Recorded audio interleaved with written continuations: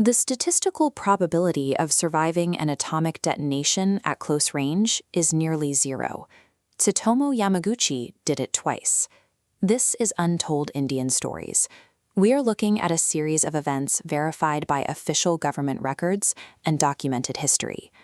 Tsutomu Yamaguchi is the only person formally recognized by the Japanese government as a Niju Hibakusha, a survivor of both the Hiroshima and Nagasaki atomic bombings. These extreme statistical anomalies often center on ordinary people living through the most extraordinary circumstances.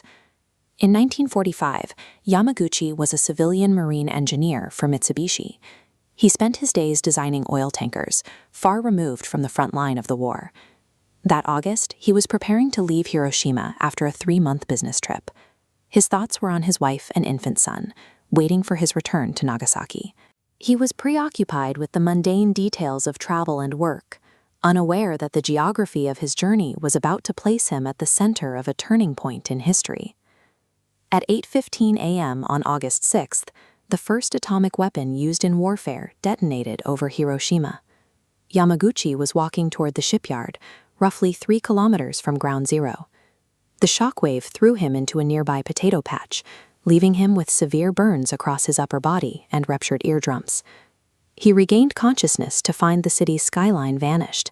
In its place, a landscape of ash and blackened ruins stretched to the horizon. Despite his injuries, Yamaguchi reached the railway station. He found a train still operational and used it to flee the scorched city. He had survived the immediate heat and pressure of the blast, but the aftermath required a different kind of endurance, the ability to navigate a collapsing society to find a way out. This map shows his route across 300 kilometers of Japanese territory, driven to reach his family in Nagasaki. He arrived August 8th. By the morning of August 9th, despite heavy bandages, he reported to the Mitsubishi office to describe what he had witnessed. Yamaguchi stood in his superior's office, attempting to describe the total destruction of Hiroshima. His boss was skeptical, questioning how a single bomb could level an entire city. As Yamaguchi spoke, the room was suddenly filled with the same blinding white light he had seen 3 days prior. The second bomb had just detonated over his hometown. The catastrophe he had just escaped had followed him across the country, striking again at the very moment he was trying to explain its power. Survivors faced an immediate crisis of radiation sickness and severe burns. Medical teams worked in makeshift clinics, using rudimentary supplies to treat injuries the world had never seen before. Yamaguchi now carried the weight of witnessing 2 separate extinctions, losing his colleagues in Hiroshima and his neighbors in Nagasaki.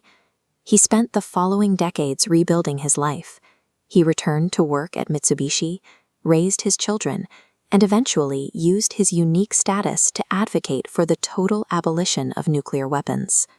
While physics and distance allowed him to survive the shockwaves, his decision to re-engage with the world, advocating for peace until his death at age 93, defines the true scale of his endurance.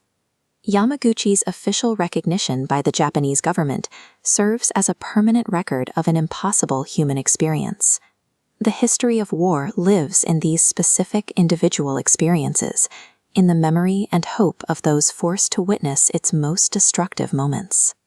Tsutomu Yamaguchi's life moves beyond the physics of the blast. He remains a testament to the human capacity to find a reason to continue after the world has collapsed. If you were moved by this story, please like, share, and subscribe to Untold Indian Stories for more explorations into the human experience.